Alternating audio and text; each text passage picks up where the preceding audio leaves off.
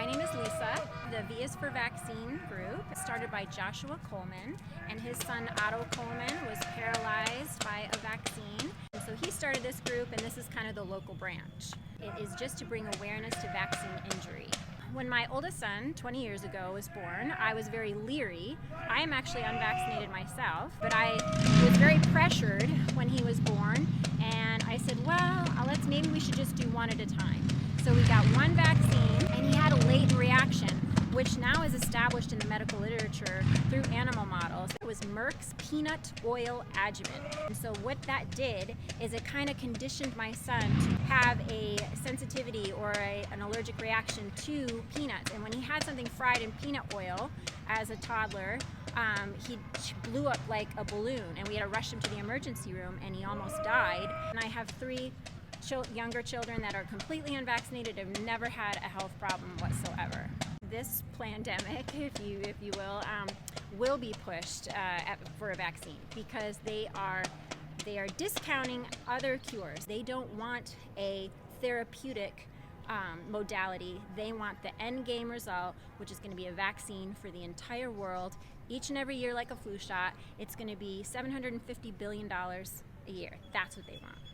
They were ignoring the efficacious and safe protocols of alternative practitioners that were very successful with vitamin C therapy and even the hydroxychloroquine. So by ignoring those efficacious, safe modalities, they went with antivirals, they went with cough suppressants, they went with the ventilators, where 9 out of 10 people, when they're put on a ventilator, they end up dying. But the hospital gets $38,000, and they also get $13,000 for a coronavirus COVID-19 diagnosis. There's an incentive to cook the books. There's an incentive to inflate the numbers. And what you have to realize, if they're doing a PCR test, that test, if you go to the FDA and frequently ask questions about the PCR testing, it does say, it lists the 4 common cold coronaviruses that are denoted by 2 numbers and 2 letters, and you can see those 4 common cold coronaviruses if you look it up on the CDC, and they say if you have had exposure to those, you may get a false positive. So somebody could be dying of pneumonia or the flu, and they get a positive PCR test. They are going to put that as a COVID-19 death. The real pandemic is a pandemic of fear. And so I'm not saying the virus is not real, it is real. I do believe it was engineered. Google Event 201, which is Bill Gates sponsored that. It was held at Johns Hopkins.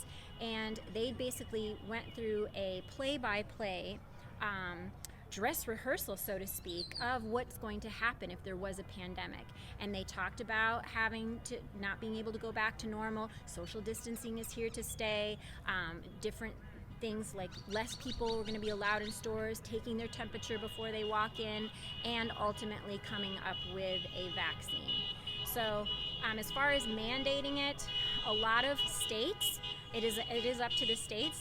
Different states have different mandates. You can have either a religious exemption, a philosophical exemption for vaccines, or a medical exemption.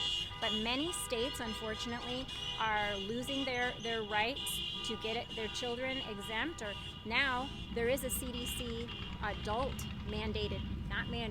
not yet anyway, schedule for adult recommended vaccines. Because again, the MMR, how many adults got in the measles? And whatever happened to that measles epidemic that was going to be so deadly that didn't kill anybody in the United States? So it's just amazing how the media is able to generate fear about whatever they choose by hyper-focusing the lens on one particular area. And I know New York, I'm from New York. New York is being hit hard, but they still are cooking the books. They are killing people on ventilators. They are not using efficacious alternative protocols that have zero risk.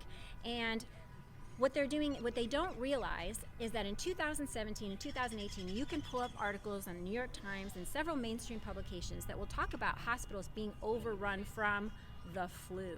It happens. It's happened in Italy. You can see that they didn't have enough beds multiple times. The flu can hit really hard, and a lot of times, it could be vaccine induced, because how many people do you know, or everybody out there watching, knows that somebody who gets the flu vaccine and then they get hit so hard with the flu? So it's entirely possible for the hospitals to be overrun aside from this coronavirus, because it's happened in the past, but we never got 24/7 news coverage on every single channel about it. This vaccine issue brings people together from every background, and the unfortunate thing is that a lot of times it just comes from being an ex-vaxxer. Most of the people, I mean, I could even technically be considered an ex-vaxxer because of my one horrific experience. But there are straight up anti-vaxxers. The vast majority are typically ex-vaxxers, and they learn the hard way, and they have a severe vaccine injured child.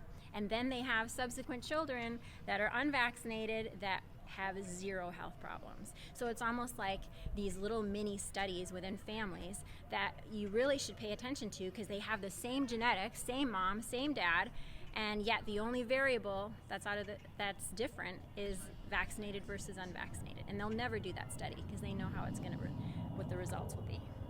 We have an epidemic of autoimmune disease, but they're not looking at the one thing that you do to the immune system to hyper-stimulate your immune system and trick it into thinking it having a disease, and you're not going to think something might go wrong. And that's what an autoimmune disease is. It's your immune system gone wrong, and it's attacking itself, and it can be devastating, and it can last for a lifetime. And that is way worse than the chicken pox or any number of so-called diseases. I don't even like to use the word disease. I like to use the word infection, because it's an infection and it goes away, and then you have lifelong immunity.